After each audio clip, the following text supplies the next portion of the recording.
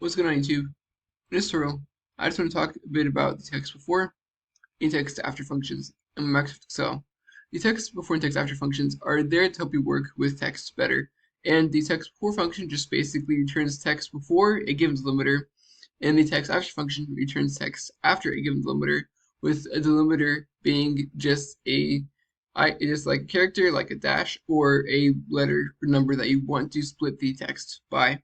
So to walk through the text before function to get the first 2 digits, and then the text after function to get the last 5 digits or of these IDs. So using the text before function, open parentheses, the first argument is the text that you want to do the splitting on. And then the second argument is the delimiter. So do you want to split the text by? Well, in this case, you want to split the text by a dash. Now, these are the only 2 arguments that you need to get the function to work. As you can see, there's only 2 that are not in brackets. These other ones are in brackets, so you don't have to have them, but they help you have more flexibility. So you can close parentheses. As you can see, it returns 885. Copy pasting this down.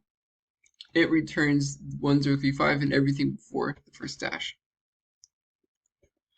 Now, the next argument is the instance number. So in this case, there are multiple instances of the delimiter. There's more than one. So just say you want to pull everything before the second dash. For example, you can type 2. Excel defaults to this argument being 1, but you can have it for the second dash. For example, one thing that's really cool too is that you can put a negative number and have Excel search from right to left instead of left to right. So as you can see with 1, it's saying the first delimiter is this dash right here. But if you want it to search from right to left instead, you can type in -1, and it will be everything right here, with this being the first delimiter. So, match mode, do you want the split to be, do you want the Excel treat the delimiter as being case sensitive, or do you want it to not be case sensitive? It doesn't matter. In this case, it doesn't matter because you're doing it by a dash, but if you're splitting based on text or a letter, you might want the match to be case sensitive, or you might want the match to not be case sensitive. In this case, it doesn't really matter, so we're going to skip over it, and Excel defaults to case sensitive match, but we're going to type another comma just to skip over it. Match end. So you can don't match end or match end. So if you don't match end, if a match can't be found for the delimiter, so if you're trying to split by something, in this case doesn't have a delimiter, it will just return NA. But you can type in 1 to match to end, and basically if it can't find the delimiter that you're looking for, so you're looking text and the delimiter might not be in all the text, it will return the last piece of the text instead, or return the text instead of the delimiter. Again, we don't really need this argument in this instance, so we're just going to do comma, if not found. So what do you want to say if it's not found? You can say not found, or you can type in, you can have double quotes, so it will turn blank, but this just allows you to have more additional flexibility over what you want to see if the delimiter is not found. Again, not very relevant, so we're just going to click enter. And change this from -1 to 1 to get the first 3, and then copying and pasting this down. And now as you can see, we're getting the first 3 or 4 digits for the first dash. Now you can use text after function to get the last chunk of digits, right? So text after, and the arguments of text after function are very similar to the text before function.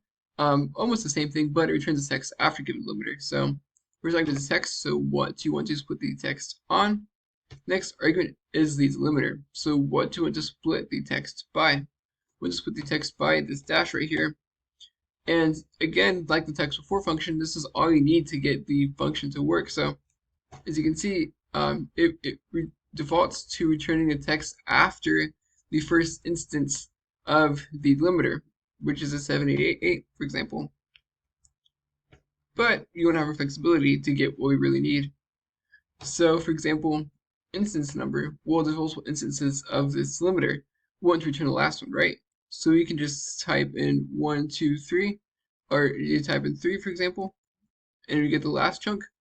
But to make one thing we can do to make sure we always get the last one, because you might have cases, you might always get the delimiter closest to the right, because you might have cases where you have 4 or 5 of these instead of just 3.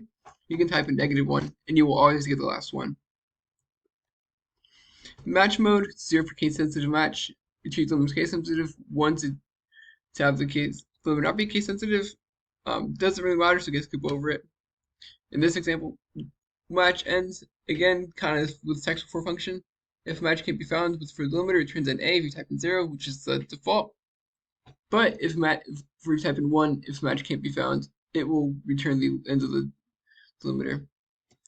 And if not found, just basically allows you to have more flexibility over what is returned if it's not found. You can't find the delimiter. This part, type in enter. Copy paste down.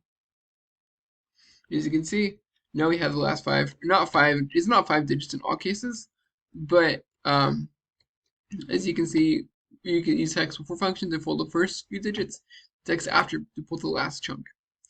So I hope you found this to be helpful. If you did, please like, subscribe, comment. Thank you so much for watching. You have a great day.